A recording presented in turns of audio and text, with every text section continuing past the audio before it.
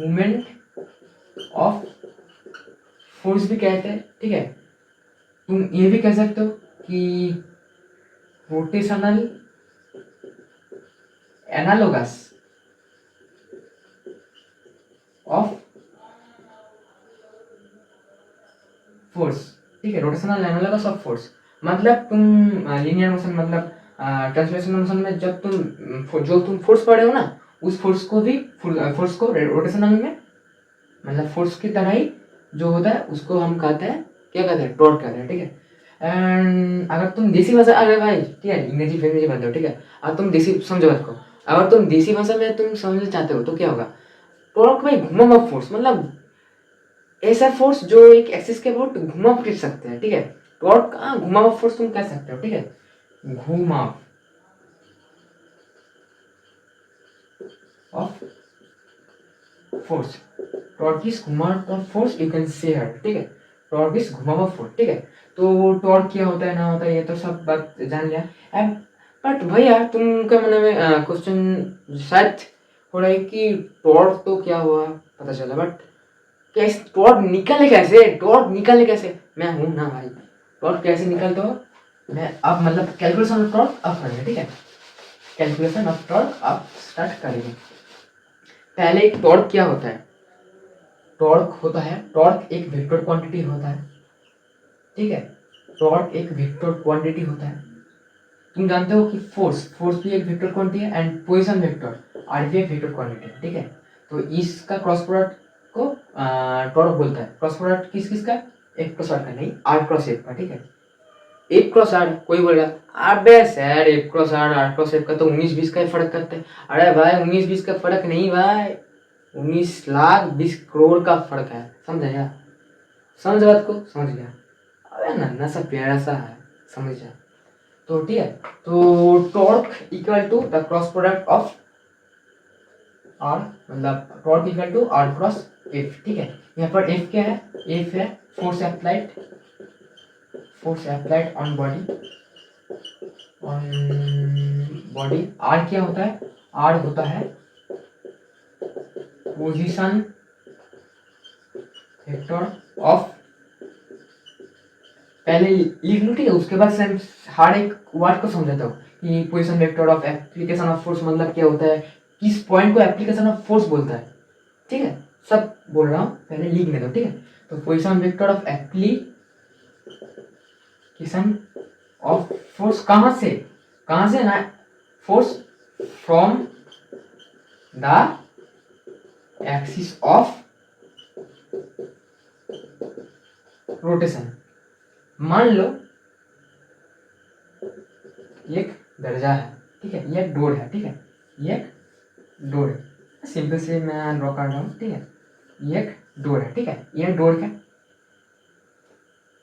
ये एक डोर है, ठीक है। मतलब तुम समझो बात को, ठीक है। ये एक डोर है, ये डोर है, ठीक है। ये एक्सिस है, इस डोर इस तरह से ओपन एंड क्लोज हो सकता है, तो ये एक्सिस हो गया डोर का, ठीक है। तो अगर मैं यहाँ पर मान लो यहाँ पर एक फोर्स अप्लाई कर रहा हूँ, तो ये पॉइंट हो गया द एप्लीकेशन ऑफ फोर्स, जहाँ जिस पॉइंट में मैं फोर्स अप्लाई कर रहा हूँ उसको कहते हैं एप्लीकेशन ऑफ फोर्स। तो आर क्या है यहाँ पर, position vector of application of force from the axis of rotation. ये जो एक्सिस ऑफ रोटेशन है ना, यहाँ पर से जो एप्लीकेशन ऑफ फोर्स का पॉइंट है, यहाँ पर का जो पोजीशन वेक्टर है उसको हम आर से डिनोट करते हैं। एंड एक तो है फोर्स अप्लाइड ऑन बॉडी, जितना फोर्स अप्लाई किया उसको एफ से डिनोट करते हैं। एंड टॉर्क होता है आर क्रॉस एफ, ठीक है, आर एंड एफ का क्रॉस प्रोडक्ट, समझे बात को। तो ये सिंपल सा मुद्दा, ठीक है। एंड अब हम लोग कुछ बेसिक्स से पढ़ेंगे, ठीक है। मतलब टॉर्क का डायमेंशन क्या होता है, यूनिट क्या होता है, रट्टे मारने का कोई ज़रूरत नहीं है। तुम यहाँ से बोल सकते हो कि इसका डायरेक्शन क्या मतलब इसका यूनिट क्या होता है, इसका डायमेंशन क्या होता है, ठीक है। तो भाई तुम बोलो आर, भाई आर एक डिस्टेंस है, डिस्टेंस का एसआई यूनिट क्या होता है, मीटर होता है। तो अगर एसआई यूनिट ऑफ टॉर्क, ठीक है, टॉर्क को मैं यहाँ से लिख रहा हूँ, SI unit of torque and CZ unit of torque meter होता है, ठीक है। आर का यूनिट होता है मीटर, इंटू एफ का यूनिट क्या होता है, न्यूटन होता है। इसको हम न्यूटन मीटर लिख सकते हैं, ठीक है। तो Newton into meter, Newton metre and force का ऐसा यूनिट होता है न्यूटन एंड डिस्टेंस का ऐसा यूनिट होता है मीटर। तो टॉर्क का ऐसा यूनिट क्या है, टॉर्क का ऐसा यूनिट है newton metre. Yes you are right. And force का सीजीएस यूनिट क्या होता है, डाइन इंटू डिस्टेंस का सीजीएस यूनिट क्या होता है, सेंटीमीटर। यू आर राइट बेटा, सेंटीमीटर। तो टॉर्क का ऐसा यूनिट होगा newton metre and CGS unit होगा dyne centimetre. Okay okay. And आप पढ़ेंगे what is the dimension of torque. We already studied that what is the unit of torque, and now we are going to study what is the dimension of torque. Dimension of torque भी ना ऐसे निकालेंगे, पहले हम R के dimension निकालेंगे, F के dimension निकालेंगे, उसके बाद टॉर्क तो भाई डायरेक्शन वहाँ पर से निकल जाएगा, ठीक है। तो आर्क डिस्टेंस है, डिस्टेंस का मतलब डायमेंशन क्या है, डिस्टेंस का डायमेंशन क्या है, एल सब जानते हो। एफ इक्वल टू एम है, तुमको मैं बोला अभी एफ इक्वल टू एम होता है। यहाँ पर एम है मास, ये है एक्सेलरेशन। मास का डायमेंशन क्या होता है, एम होता है। एक्सेलरेशन का डायरेक्शन क्या होता है, तुम ये समझो अगर कि एक्सेलरेशन इस जो कुछ तुम बोल सकते हो ऐसा यूनिट समझो, ठीक है। एक्सेलरेशन का ऐसा यूनिट क्या होता है, मीटर पर सेकंड स्क्वायर, मीटर पर सेकंड स्क्वायर। मतलब यहाँ पर एक लेंथ आ रहा है एंड यहाँ पर सेकंड का स्क्वायर है, मतलब टाइम का स्क्वायर है, ठीक है। मीटर पर सेकंड स्क्वायर यहाँ से देखो तो समझने में एडवांटेज मिलेगा। मीटर पर सेकंड स्क्वायर मतलब मास इंटू मीटर, लेंथ का यूनिट है तो यहाँ पर लेंथ का डायमेंशन बैठ जाएगा इंटू सेकंड्स का डायमेंशन है नीच में, तो सेकंड स्क्वायर को मैं यहाँ से भी लिख सकता हूँ सेकंड टू दी पावर -2। तुम ये जानते हो कि मान लो अगर कुछ ये है मतलब क्वांटिटी है उसके पावर -x है, तो हम लोग इसको ऐसे भी लिख सकता है, सॉरी मान लो x to the power -a है, ठीक है। तो हम लोग इसको ऐसे भी लिखते हैं कि 1/x टू दी पावर है, ये सेम बात है, ठीक है। तो इस तरह से जो मीटर पर सेकंड स्क्वायर है ना, इसको हम ऐसे लिखते हैं meter into second to the power -2। समझे बात को। तो मीटर एल हो गया and time to the power -2, T time का डायमेंशन होता है टी टू दी पावर -2 हो गया। आप क्या करो एल एंड ये गुण कर दो, तो अगर तुम यहाँ पर ये कर दोगे तो क्या होगा M L square to the power -2, ठीक है। तो टॉर्क का डायमेंशन निकल गया। तो फाइनली क्या होगा, okay dimension of torque equal to, भाई ये देना मत बोलना, ठीक है। बोर्ड का एग्जाम में ना कर लेता है नंबर। तुमको एक बात बताती हूँ मैं, यहाँ पर तो बहुत सारे बातें बुद्धि का लोग जुड़ा हुआ है ना। तुम अगर मान लो ये जो डायमेंशन है ना, ये होगा M L square T to the power -2, ये है टॉर्क का डायमेंशन, ठीक है। मान लो तुम ये जो ब्रैकेट है ना, थर्ड ब्रैकेट, ये तुम ले लिया।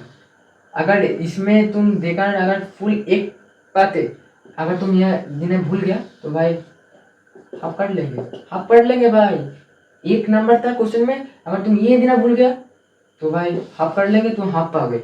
आप एक चालक लोग है सर, मेरे को डायमेंशन नहीं आता है सर, डायमेंशन नहीं आता है।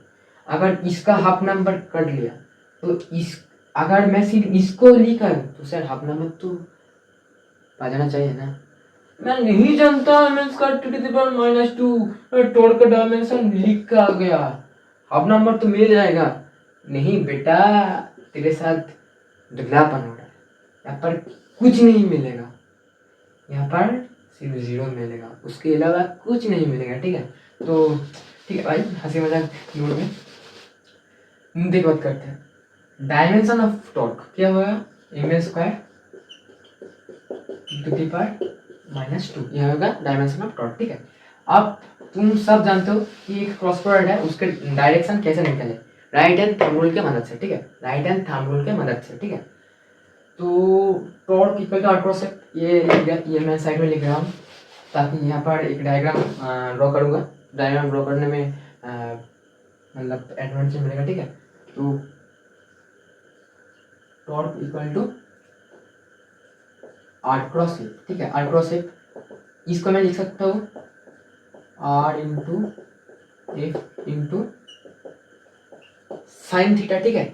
अब तुम बोलो कि टॉर्क के वैल्यू कब मैक्सिमम आएगा कब मिनिमम आएगा, कब मैक्सिमम कब मिनिमम। देखो भाई यहाँ पर आर भी कांस्टेंट है, ए भी कांस्टेंट है, तो साइन थीटा का वैल्यू तुम आप समझो, साइन थीटा का वैल्यू जब मैक्सिमम आएगा तब टॉर्क का वैल्यू मैक्सिमम हो जाएगा, एंड साइन थीटा का वैल्यू जब मिनिमम आएगा टॉर्क की वैल्यू भी तब भी मिनिमम हो जाएगा। ठीक है, तो मान लो अगर मैं theta equal to 0 degree put करता हूँ तो साइन 0 क्या हो जाएगा, साइन 0 हो जाएगा 0।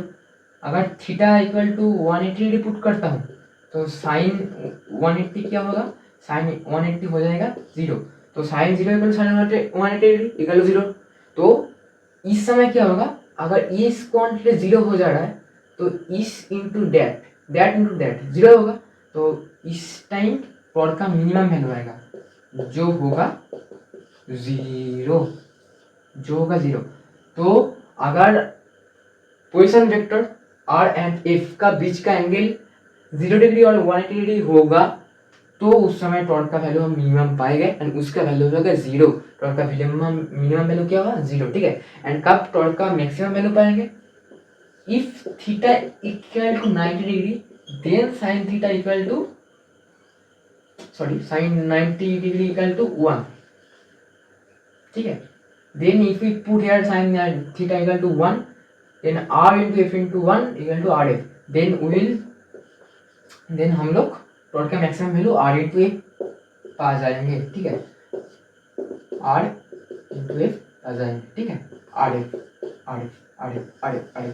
ठीक है, rf पा जाएंगे। तो अगर थीटा का वैल्यू 90 डिग्री होगा, 90 डिग्री मतलब r एंड f का बीच का एंगल अगर 90 होगा, समझो बात को, किसका से इसका बीच का एंगल आर एंड एफ के बीच का एंगल अगर 90 होगा तो टॉर्क का मैक्सिमम वैल्यू आर एफ आ जाएगा, आर इंटू एफ। एंड अगर आर एंड एफ का बीच का एंगल 0 और 180 डिग्री होगा तो टॉर्क का मिनिमम वैल्यू आ जाएगा 0। तो टॉर्क का मिनिमम वैल्यू 0 होगा जब जब the angle between R and F होगा 0 डिग्री और 180 degree, and when the angle between R and F will be 90 degree, then we will get the maximum value of torque, that is R into F. Okay, समझो बात को, समझ आया, सीधी सी बात है भाई, समझ आना चाहिए। ठीक है, ये समझ आ गया। अब तुम मुझको एक बात बोला करो, ठीक है, तुम एक बात बोला करो, मान लो ये एक एक्सिस है। ठीक है, तुमको मैं अभी बोला कि इसको एक्सिस कहलाता है। ठीक है, तो ये एक्सिस है। ठीक है, यहाँ पर तुम्हारा प्राइवेसी वाला डोर है। ठीक है, ये एक्सिस है, ये है प्राइवेसी वाला डोर तुम्हारा। ठीक है, जहाँ पर सब जाता है बट बोलते कुछ लोग ही है। ठीक है, तो ये प्राइवेसी वाला डोर है। अरे सर किस बात, अबे देखो भाई ये डोर है। ठीक है, मतलब ये एक्सिस, ये है डोर। ठीक है, मैं क्या बोला कि आर एंड एफ का बीच का एंगल अगर 90 होगा तो टॉर्क मैक्सिमम आ जाएगा। ठीक है, एक्सिस से यहाँ पर का पोजीशन वेक्टर आर हो गया। तो तुम बोलो कि एफ मैं किस डायरेक्शन में दूं कि टॉर्क का वैल्यू मैक्सिमम हो जाए, बोलो। अरे सर तुम आप देख नहीं पा रहे हो क्या, यहाँ पर आर है, अगर 90 डिग्री होना चाहिए, 90 डिग्री होना चाहिए, तो मैं एफ इस डायरेक्शन में दे रहा हूँ, एफ इस डायरेक्शन में दे दिया, आर एंड एफ का बीच का एंगल 90 डिग्री रहेगा, तो टॉर्क का वैल्यू तो यहाँ पर मैक्सिमम हो जाएगा। अबे ठीक से देख भाई, कि इस तरह का अगर तू भाई बोलेगा ना तो भाई दिक्कत हो जाएगा, तब दर्जा खुलेगा, तुम ट्राई करोगे, दर्जा बंद हो जा, दर्जा बंद ही नहीं होगा, तुम्हारा प्राइवेसी सब खत्म हो जाएगा। तो दर्जा बंद करने के लिए भी ना फीस चाहिए, सब कुछ करने के लिए फीस चाहिए। तो भाई ठीक समय दर्जा बंद कर लिए, अभी टर्क समझ लो भाई, समझ ले बेटा, बाद में काम आएगा, नहीं तो भाई इज्जत दिल में मिस जाएगा। ऐसा लगा मेरा मजाक। तो ठीक है, तो आर वेक्टर यहाँ पर है एंड ए वेक्टर यहाँ पर है, अब आर वेक्टर यहाँ पर है एंड ए वेक्टर यहाँ पर है। ठीक है, तो अभी क्या होगा, 90 डिग्री एंगल है एंड टॉर्क का डायरेक्शन अभी निकालो राइट हैंड थंब रूल से, आर एच टी आर से टॉर्क का डायरेक्शन निकाल के तुम बोलो क्या होगा। ये होगा कि आर क्रॉस एफ,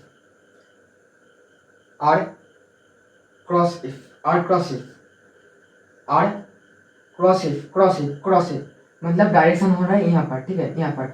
अगर हम लोग इस डायरेक्शन को x, इस डायरेक्शन को y एंड इस डायरेक्शन को z मान ले, यार ये तो 3D स्पेस नहीं है, ठीक है, तो मैं ठीक से आप नहीं पढ़ रहा हूँ, तो इस डायरेक्शन को z मान ला, मतलब बोट का बाय डायरेक्शन को z, इसको मैं डॉट से डिनोट कर रहा हूँ अभी, एंड बोट का अंदर को मतलब माइनस z को हम क्रॉस से डिनोट कर रहे हो, ठीक है। तो समझ आएगा बात को। तो अगर r वेक्टर यहाँ पर है, पोजीशन वेक्टर यहाँ पर है एंड फोर्स वेक्टर यहाँ पर है, तो टॉर्क वेक्टर का डायरेक्शन किस तरह हो रहा है? Torque torque r cross f यहाँ पर r cross f right hand thumb r cross f board के अंदर हो रहा है, क्रॉस में हो रहा है, माइनस z एक्सिस के पैरेलल हो रहा है, ठीक है। तो टॉर्क का डायरेक्शन हो गया इस तरह, टॉर्क लग रहा है इस तरह, टॉर्क इनसाइड क्रॉस में लग रहा है, ठीक है, क्रॉस में लग रहा है। तो आप समझो एक्सिस है यहाँ पर, एक्सिस है यहाँ पर, टॉर्क लग रहा है वहां पर। तुम समझो बात को, मतलब देखो भाई, ये मेरा डाइट है एंड समझिए, स्वामी विवेकानंद प्रणाम कर लीजिए, कर लिया प्रणाम। अब देखो मान लो ये दर्ज है, ठीक है, ये डायरी दर्ज है, ठीक है, ये एक्सिस, ठीक है। तुम क्या कर रहे हो यहाँ पे, इस डायरेक्शन पर पोजीशन वेक्टर है, ठीक है। तुम क्या कर रहे हो, जोड़ दरवाजा खुल रहा है अभी भाई, बंद कर लेगा, तुम हाथ बढ़ा है, नीच में फोर्स दे रहा हो, नीच में दरवाजा ऊपर है, नीचे में दे रहा हो, क्लोज नहीं हो रहा है, क्या होगा? आगे चलने से पीछे से पीला हो जाएगा, तो भाई इज्जत चल जाएगा, ठीक है। तो क्या करना है, बुद्धि का इस्तेमाल करना है। 90 डिग्री बोल दिया तो 90 डिग्री इस तरह का तुम क्लियर कर, नहीं भाई, यहाँ पर भी एक कंडीशन लग रहा है, तुम समझ नहीं पा रहे हो, अभी बोलूँगा तुमको तब तुम समझ, अच्छा तो ये बात है। 90 डिग्री मतलब इस तरह देना होगा, वो एक कंडीशन को फुलफिल करे, सेटिस्फाई करे। उस कंडीशन क्या है मैं अभी लिख रहा हूँ, चुपचाप देखो, ठीक है, उसके बाद समझता हूँ। तो body rotate only when torque applied on that body align to axis of rotation of that body। मतलब एक बॉडी का जो एक्सिस ऑफ रोटेशन होता है, इस बॉडी का एक्सिस ऑफ रोटेशन ये है, ठीक है, एक बॉडी का जो एक्सिस ऑफ रोटेशन होता है, उस एक्सिस ऑफ रोटेशन के साथ जब टॉर्क का डायरेक्शन अलाइन करेगा तभी बॉडी रोटेट करेगा, नहीं तो नहीं करेगा। इस केस में क्या हुआ, अरे भाई इस तरह तो एक्सिस है ना, इस तरह इस डायरेक्शन में एक्सिस है, वाई डायरेक्शन में एक्सिस है, वाई डायरेक्शन में एक्सिस है, वाई डायरेक्शन में एक्सिस है, ठीक है, इस तरह एक्सिस है रोड का, बट टॉर्क अप्लाई हो रहा है माइनस एट पर, तो 90 डिग्री एंगल बना रहा है, अलाइन नहीं हो रहा है। तो अगर अलाइन नहीं होगा तो भाई टॉर्क मतलब इसको घुमा नहीं सकेगा, ठीक है, टॉर्क जनरेट हुआ है बट इसको घुमा नहीं सकेगा, तो ओनली घुमा सकेगा तब जब टॉर्क का डायरेक्शन इससे अलाइन हो। अब मान लो ये जो एक्सिस है, मान लो ये एक मान लो किताब है, ठीक है, मान लो ये किताब है एंड इसका एक्सिस हो गया ये वाला माइनस जेड वाला, ठीक है, ये एक्सिस हो गया, मतलब ये एक्सिस हो गया, ये एक्सिस हो गया, ये एक्सिस हो गया, ठीक है, ये एक्सिस हो गया, ये इस पर इस तरह से एक्सिस गया, ठीक है, ये एक बुक है, इस तरह के एक्सिस गया, ठीक है, इस तरह का एक्सिस गया, ठीक है। आर वेक्टर यहाँ पर है, देखो आर वेक्टर यहाँ पर है। आप क्या होगा, फोर्स मैं नीचे में दे रहा हूँ, देखो यहाँ पर एक्सिस गया है, फोर्स में नीचे में दे रहा हूँ, तो भाई रोटेट हो रहा है, मैजिक हो रहा है क्या, रोटेट हो रहा है, आर में ऊपर, एफ में ऊपर दे रहा है, फोर्स में ऊपर दे रहा है, रोटेट हो रहा है। भाई कैसे रोटेट हो रहा है, अब मजा देखो, इस डायरेक्शन में एक्सिस है, टॉर्क भी तो भाई इस डायरेक्शन में क्रिएट हो गया है ना, आर क्रॉस एफ, टॉर्क भी तो भाई इस डायरेक्शन में क्रिएट हो रहा है। तो देखो ये जो एक्सिस है, axis of rotation of body, ये जो एक्सिस है, इस एक्सिस के साथ टॉर्क अलाइन कर गया, सेम डायरेक्शन में आ गया। तो जब अलाइन कर गया टॉर्क, तब क्या होगा, इस बॉडी घूमने लगा एंड और एक देखो आर एंड एफ के बीच का एंगल 90 डिग्री है, तो इस कंडीशन में टॉर्क का वैल्यू मैक्सिमम आ रहा है एंड ये बॉडी घूम भी रहा है, तो ये हमेशा ये देखना है, ये कॉपी में अभी लिख लो, body rotate only when torque applied on that body align, मतलब अलाइन हो जाएगा तो axis of rotation of that body, torque इससे अलाइन हो गया, इस एक्सिस ऑफ रोटेशन से अलाइन हो गया तो रोटेट कर सकता है। ये भाई बहुत मतलब बहुत स्ट्रॉन्ग कॉन्सेप्ट है भाई, ठीक है। अगर मतलब तुम समझ रहे हो, यहाँ पर दे रहे हो नहीं घूम रहा था, बट जब अलाइन हो गया टॉर्क 90 एंगल पे तब घूम रहा है, मतलब जोरदार कॉन्सेप्ट है भाई, मजा आना चाहिए कॉन्सेप्ट को सीख कर, ठीक है। बहुत बढ़िया कॉन्सेप्ट है, मुझको तो ये कॉन्सेप्ट ना बहुत बढ़िया लगता है, ठीक है। तो समझे बात को। एंड मैं आपको बात बोलना चाहता हूँ कि फिजिक्स भाई विजुअलाइजेशन का मतलब खेला है, जो जितना ज़्यादा अच्छे से विजुअलाइजेशन कर सकता है फिजिक्स का एक फिनोमेना को। अच्छा बॉडी आएगा जो पंथ के बाद, या जब बॉडी गया यहाँ से आया यहाँ से आया, जो जितना अच्छा विजुअलाइजेशन कर सकता है ना उसका फिजिक्स उतना स्ट्रॉन्ग होगा, तो मिला तो विजुअलाइजेशन करना सीख लो, ठीक है। मतलब धीरे धीरे प्रोग्रेस करो, लर्निंग फेज में हो अभी, तो टेंशन नहीं लेने का, पॉजिटिव रहना हमेशा का लिए, ठीक है। एंड अच्छा होगा, कोई टेंशन लेने का बात ही नहीं है, ठीक है। तो ये हो गया, आप देखो तो ये आप समझ रहे हैं, ठीक है। ये हमेशा दिमाग में रखना कि body rotate only when torque applied on that body and to axis of rotation of that body, ठीक है। तो अभी मैं ये मुझ रहा हूँ, ठीक है। तो अगर तुम ये सुधर जाओगे, यहाँ पर फिजिक्स 90 डिग्री किस पर है, तो दर्जा भी नहीं खुलेगा, तुम्हारा इज्जत भी बच जाएगा, रोड नहीं ओपन तो तुम्हारी इज्जत बच जाएगा, ठीक है। तो सावधान रहेगा। अरे मास्टर, ए भैया, एक दर्जा ओपन करो क्लोज करो, इतना फिजिक्स रहता है, ओपन ही नहीं करूँगा मैं तो जानला से खुद जाऊंगा, अबे ठैंग तोड़ जाएगा मत कर, ठीक है। तो समझा है बात को समझा। अरे भाई बोल भाई, कमेंट कर समझा है, कमेंट कर, ठीक है।